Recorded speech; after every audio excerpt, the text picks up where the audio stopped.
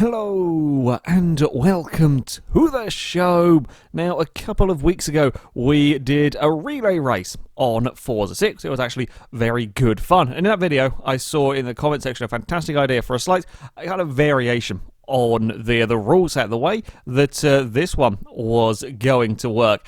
We had 2,000 PI to play with. Each team had 2,000 PI to build all of their vehicles, which meant you had to make a choice. You could run 4 vehicles with 500 PI each, which would be a C-Class car, such as this Toyota 2000 GT.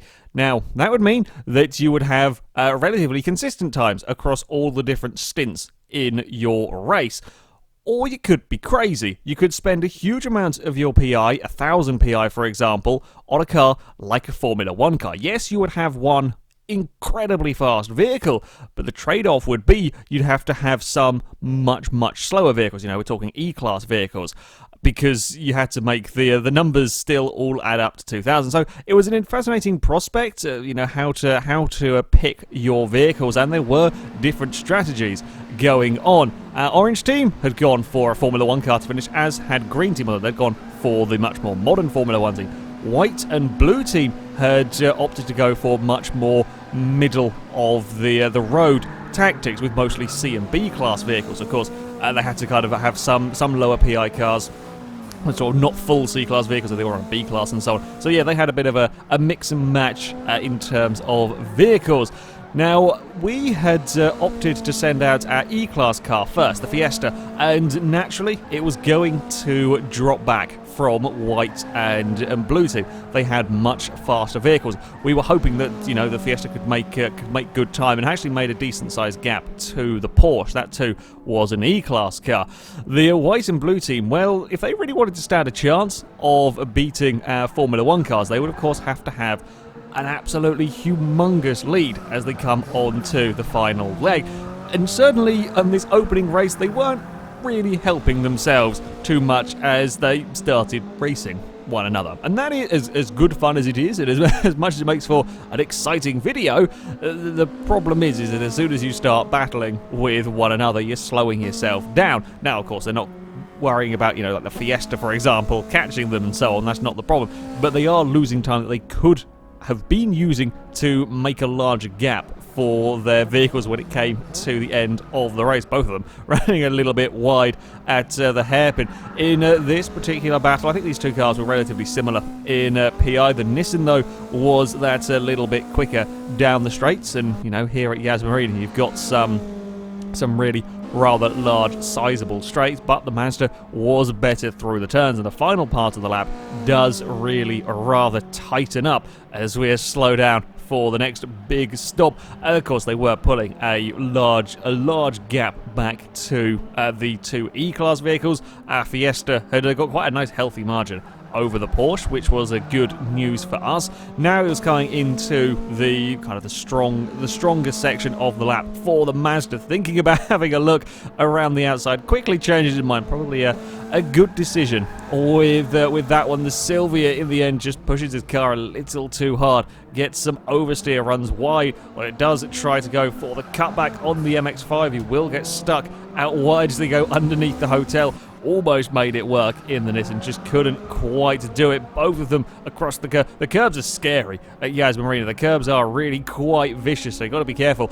And this battling was, well, you can still see the E-Class car in the background. Our Fiesta had done a very good job of keeping up with these vehicles. Hadn't lost too much time as they come almost side by side around the final turn. The Nissan was pushing it rather hard as he ran out wide there, across the line, and that means that they release their next vehicles pretty much side by side. In this one, the Alpha getting the slightest of jumps on the Honda S2000. But you could see, you know, they, despite the fact that they were, I think they were C-Class ones, they were they hadn't pulled a huge gap over the orange team Fiesta, which was good news for us. And once again, they were continuing to cause trouble for one another as they go side by side down towards the hairpin. The S2000 actually had a little bit more PI than the Alfa Romeo, but it couldn't quite find a way past at the moment. The Honda,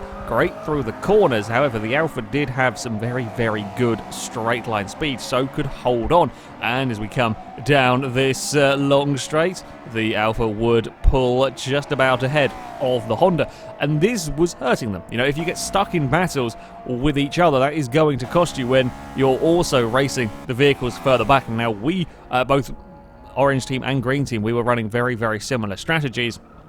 We were getting our slow cars out of the way first and then gradually ramping it up. So while, yeah, we were falling a long way back at this moment in time, these guys were losing some of their advantage because they were so busy racing with one another as the Alfa Romeo continues to lead and irritate the Honda. As I said, further back, and we were running another one of our E-Class cars to make the PI fit. We had to run 2 E-Class cars, as were Green team. Our Fiat had got it was quite a nice sizable gap, really, having had essentially 2 E-Class cars go at the start, but between Orange and Green team, we got a pretty damn sizable gap over the competition, which was certainly good news for us. And we were both running in clean air. We were both running, you know, we weren't trying to overtake one another, which was helping our races. The Honda was back to putting pressure on the back of the Alfa Romeo and wasn't quite finding a way past as they came towards the end of the, I believe the Honda might not, it was into B class, but I don't think it was to the top of B class. It was just having a tough time finding a way past the Alfa as they round the final corner, and once more they're almost going side by side out of that final turn. Once more, white and blue team would cross the line very close together. Now white team were going on to I believe their fastest of the vehicles, the Sierra, while blue team were using another one of their C-Class cars. So as the Ford set off, he was hoping to make a nice, a rather large gap back to the blue team cars. So when they kind of went on to their final leg, they would have a sizable lead for one of their C-Class cars to finish it off, whereas blue team were hoping to finish strong with a faster vehicle. But that relied on blue team's Alfa being able to keep close enough to the Sierra as the Sierra gets himself into a little bit of trouble across the curve. Yeah, they had to stay close enough when it came onto the final leg. Further back, and still there was not a huge amount of excitement really going on with the Orange and Green team. Both, amusingly, both of our drivers with D-Class cars had Subaru BRZs. For some coincidence, they had both opted to build a D-Class BRZ, and they were running around. The gap between us after the first leg stayed relatively similar. Yeah, you could just about see the Green team's car go through the back of shot at the front, and the Sierra was pulling quite a nice lead over the Alfa Romeo. It was, yeah, they were hoping that it was going to be enough as they changed over to their final vehicle to be enough to keep them ahead as they let the Mercury set off. It was, as you could say, fairly sizable, considering they crossed the line, well, pretty much side by side after the second leg there. Yeah, the Alfa had lost a little bit of ground, so it was a lot of work that the Escort had to make up. It was the fastest car, though, from blue team, so they were hoping. It is quite a long lap around here, let's not forget. It's a very, very long lap around Yas Marina. So they were hoping that the Escort could do it. Quite a while later, the Formula 1 cars were released, with my Orange team having a quite sizable advantage over the Green team's Lotus, and having to sort of watch largely C-Class, B-Class and a couple of E-Class cars, the replay suddenly going to, well, this. The McLaren MP44 is so fast, the cameras can barely keep up with it around the track, but we had a lot of work to do. Of course, the E-Class cars were pretty damn slow around this track, and one of the difficulties and one of the challenges with the Formula 1 cars is you are pretty much relying, your teams are relying on your Formula 1 drivers not making any mistakes with these cars. They are brutally fast, but they are not easy things to keep under control. I actually did a little bit of tuning work on this McLaren just to make it a little bit more predictable, a little bit easier to drive, so you don't make any silly mistakes, because something like that could be very, very costly. Now, you might just about have seen the blue team's car as we were approaching the hairpin. That was busy going down one of the long straights, and sure enough, the McLaren was absolutely flying around here. Yes, these other vehicles had a relatively sizable lead over us as we came onto the final lap, but it wasn't enough. As I come flying past the blue team's car, there is nothing, they cannot defend against a Formula 1 car. There is absolutely nothing that you can even remotely do to defend against a vehicle with this much speed. It's got so much acceleration, the brakes are so phenomenal, and the grip is amazing that they don't stand a chance. They had to hope that they were far enough ahead when it came towards the end of the lap, but that was not the case. The Lotus was coming as well, a little bit further back, certainly this one, and the gap does look huge. I think the Lotus did actually close slightly on me by the end of the lap, because all of these cars are so fast. The gap is, kind of a little bit exaggerated when compared to the lower class of vehicles. Unfortunately, blue team got the Escort sideways. I think they maybe even clipped a curb that put the Escort out of contention, unfortunately. The Mercury held on towards the final corner, but even then he would fall to the Lotus. And it was my McLaren that would take a relatively sizable victory here at Yas Marina. So much fighting early on had cost blue and white team indeed. Our second race, and we would head to the Sonoma Circuit, the short layout of the track. I love this layout. I think it's a fantastic layout. There were a few changes from the starting order. We were still opting to send out our slowest vehicles first, so we once again had the Porsche versus the Fiesta. White team had decided to send out their quickest car in an attempt to not have the same scenario that occurred last time, with the white and blue team fighting early in the race and costing them a little bit of time. The Porsche, though, got a much better start here. The Porsche lost quite a lot of time at Yas Marina, was faring much better early on here. We were having a little bit of Blue Team were having a bit of a reshuffle on the grid, and I said I was going to include this in the video. They apparently couldn't quite manoeuvre the Silvia particularly well, managing to crash into our Fiat that crashed into the MX-5 because it got pushed into it. Then the Silvia proceeded to back into their S2000 and scrape along the side of that. It was a very, very narrow starting grid. Here, it was about as narrow a starting grid as you can get away with. The Formula 1 cars only just about fit further back. But yeah, well done, guys, managing to crash everything while pretty much parking.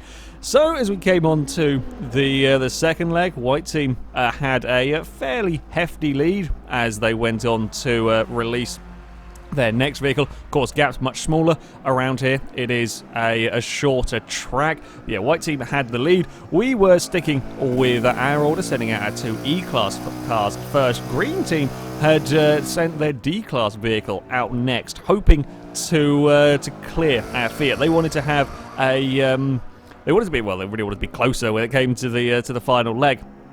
But at Sonoma, it's a little bit of a tricky track to overtake, and while when there's vast class differences, sure, there's no problem. However, the BRZ was not to have the easiest of times trying to find a way past our Fiat, and this was good news for us. If the Fiat could hold the Subaru up, keep him behind for as long as possible, it only had to be for a few corners, it might be enough to give us that nice little bit of an advantage. And certainly the BRZ was close, but was having a little bit of a tough time actually finding a way past the Fiat as they come through the S's. I mean, this is a tough place to overtake cars in general. You would have expected with a class difference between them, like an entire class difference between them, Subaru might have found it a little bit easier. He does get the move done, however, it is not by a huge margin, though our Fiat does go and play a little bit of rallycross. At the front, and white team were leading the way. The gap had shrunk. Blue team had sent out one of their faster vehicles for the second leg, and then the MX-5 running a little bit wide. A lot of cars ended up in that grass, I have to say. Perhaps a little bit with, of course, all of the cars here would have been on relatively cold tyres. They've only just started just about started or completed a lap, and perhaps a little bit of not quite sure where you could push the cars or not, or people just trying too hard, trying to make up that little bit of time. So yeah, quite a few cars ended up out wide. Blue team had a little bit of a disastrous changeover for their third stint. The Silvia, I'm not sure if they stalled it or just wasn't quite aware of how close the S2000 was very slow off the mark. So all of that time the Honda had gained was almost immediately lost by the poor start. As we went on to our third leg, the roles were reversed, as Subaru BRZ was the one to be doing the hunting against a Toyota Corolla. The BRZ had got handed over into a relatively nice position. The Fiat really hadn't fallen that far back behind the other team's Subaru, so yeah, we had a little bit of a work to do, but it wasn't too bad, and sure enough, the BRZ was catching very, very quickly to the Corolla, but still, you know, you got to try and get an overtake done, and we'd seen that had been quite difficult as our Subaru tries and has a go around the outside. The Corolla does keep the position for now. The Subaru is stuck around the next turn. The Corolla gets a little bit of understeer. Unfortunately, both of the cars get connected together, and our Subaru ends up in the wall, and this is one of the things that you've got to be careful with. When you get stuck in traffic, little bumps and so on can happen. And that was going to be, or could be, quite costly. The Alpha was running very wide. There's another one off at that particular corner, but yeah, White Team were having a relatively comfortable lead in this one. Again, they were having the same finishing order as they handed over to the Mercury for the last stint, and that was going to be chased down by the Escort. The BRZ, despite having ended up in the tyre bundle, caught right back up to the Corolla as he too went for a little bit of an explore, was having a look around the outside. Considering he had to get reverse and get out of the tyre bundle, did a great job of catching back up to the Corolla. The Corolla was struggling a bit as they go round the final corner, and they managed to bump into one another yet again. The Corolla does wait on this instance. They cross the line. Us Formula 1 cars sort of, set off. I think the Lotus may have stalled. Certainly the Lotus struggled to get off the line, which once again gave me a little bit of an advantage. It was a small advantage over the Lotus, mind, and, well, we had a lot of work to do.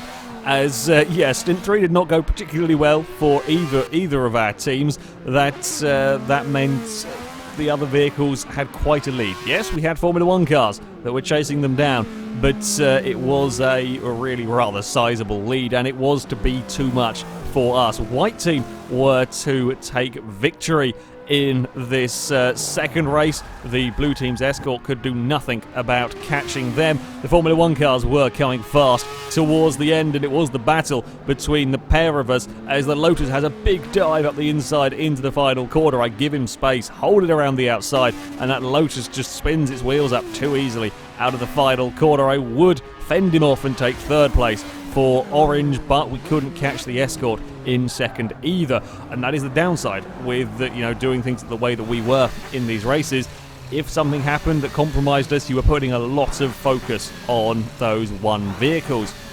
Our final race, we would head to Silverstone in the pouring rain. Now, we had carefully positioned the start line to try and avoid the large amounts of standing water. We didn't want one team having to start on the horrendous puddles down there, hence why there was a little bit of shuffling with cars, a little bit of gap between them. So we avoided the nasty puddle. Again, we were sticking with our similar strategies, with us sending out our slowest vehicles first, and yet again, our Fiesta had managed to get around the first few corners and remained ahead of the Porsche. But much like we'd seen at Sonoma, the Porsche was closer this time. We hadn't got such a huge lead as we came around this opening stint. At the front, Blue Team were trying a different order. They had sent out their fastest vehicle first, hoping to get the Escort out in front, trying to make as large a gap as possible. And again, it was all about trying to not have your vehicle slowed down in traffic, really, if you could help it. Yes, that does mean that the racing is slightly less exciting because it's quite a lot of cars just sort of hot lapping around on their own, as opposed to at Yas, where there's actually quite a lot of good racing early on. But as far as kind of tactics goes for winning the event, that's kind of what you wanted to do. And sure enough, Blue Team handed over with a fairly substantial lead over the White Team's vehicle. The S2000 was to set off, And, you know, again, it's trying to keep that lead, try and build as much as you can. Now, for these class of vehicles, the fact that it's in the wet is not sort of too much of a concern. You know, yeah, there's going to be less grip and so on. It was really, yeah, the Formula 1 cars that were likely to be quite scary.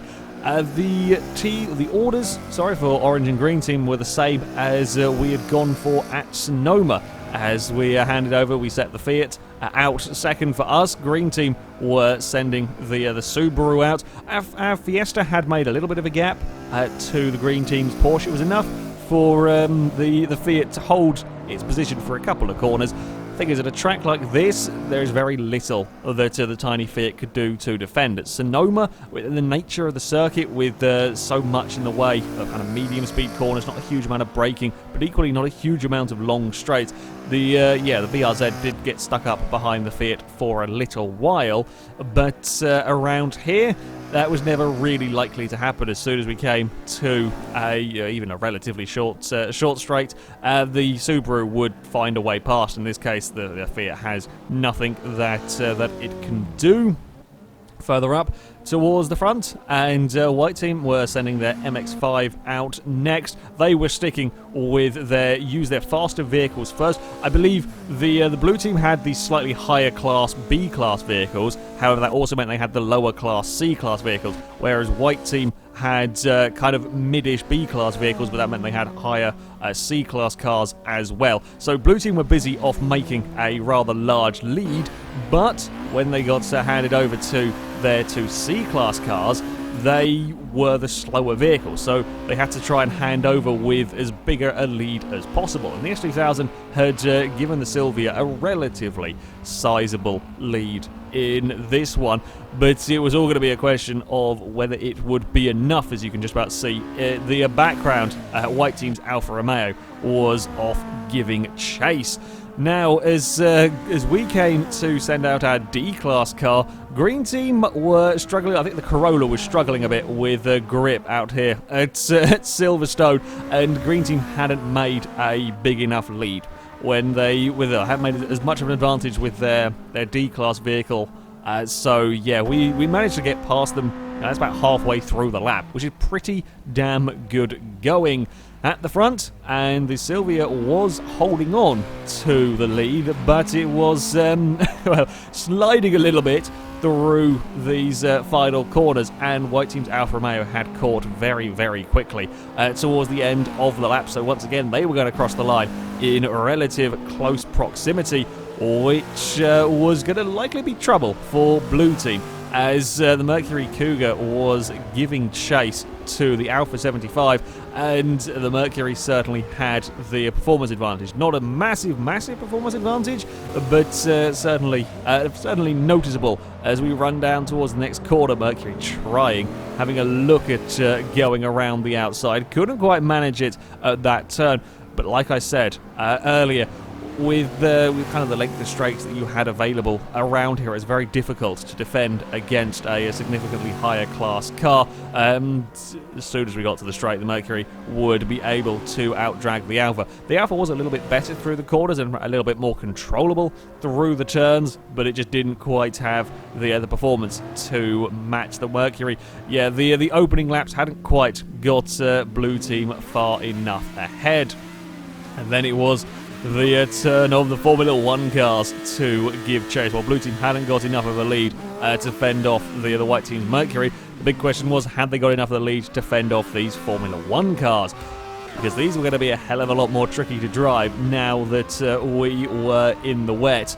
I said, you know, it was critical not to make a mistake with these F1 vehicles, and in the wet it is just a hell of a lot easier. Incredibly powerful. The curbs around here can be vicious, especially with the poor Lotus. This thing is terrifying on traction. It really does spin its wheels up very, very easily. I was being kind of careful, really, with the car. I knew I had a lot of speed. I knew I had to push to catch up to the vehicles ahead, but didn't want to make any silly mistakes. And sure enough, the McLaren was by far fast enough to catch up to the Alpha, breezing past it, and then we're going to sweep around the outside, actually give the Mercury plenty of space around there. Got to be careful you don't end up in any of the nasty puddles around here, and we'd been handed over two in a really good position at the end of that third stint, so I had a nice lead over the Lotus, which is a prime example of just trying to push too hard and carry that too much speed, and you see the traction issues with the Lotus. Of all of the kind of incidents you could do with a Formula 1 car in the pouring rain here, that's probably about as good as you can get away with. Did run wide, ended up in the gravel trap slightly, but wasn't completely and utterly horrendous. Sweeps his way around the outside of the Mercury to get up to second. Again, the lower teams had not managed to get a big enough gap to compensate for the phenomenal speed of the Formula 1 cars. As Orange team, we would take our second victory of the day, and again another relatively comfortable one. I think my McLaren a fair bit easier to drive than the Lotus in the wet conditions. The Mercury actually did have a little bit of a moment towards the end of that, just after I think the Lotus passed me, ran a little bit wide, so the Alpha did close up fractionally towards the end, but it wasn't going to be enough. White team would claim third ahead of the Alfa Romeo in fourth. So yeah, was certainly an interesting kind of challenge. In all honesty, the Formula 1 car route was pretty much the way to go with this one. The Formula 1 cars were so absurdly fast that they could pull back all of the time that was lost. The likes of the E-Class cars that we had on our teams weren't slow enough to put us too far back for the Formula 1 cars to catch. However, that did rely on everything going smoothly throughout the races. You saw at Sonoma, our cars tangled with one another because they were busy racing against each other, being in similarly classed vehicles and similar position on the track, slowed us down, that gifted the victory to the other teams. So you had to be aware of that. It would perhaps have been better to vary our strategies more so we didn't end up fighting one another on track. And likewise at Yas Marina, you saw the fights that were going early on in the race, costing them time that they could have been using to make up. It was, yeah, very, very interesting. Interesting challenge and trying to decide the tactics. I would have liked to have perhaps seen what could have happened had a team gone for maybe a couple of S-Class cars and a couple of D-Class cars, or, you know, an E-Class car and a D-Class car and whatever, and see how that might have all worked out with slight variations, because we kind of very much had sort of middle-of-the-road tactic and then the extreme tactic of the Formula 1 cars. But yeah, it was certainly an interesting challenge. I think it was good fun driving the Formula 1 cars. The closing speed the Formula 1 cars does to the other vehicles is terrifying. It's just absolutely ridiculous. But yeah, there we go. That is it for this relay race. Thank you very much for watching, and until next time, goodbye.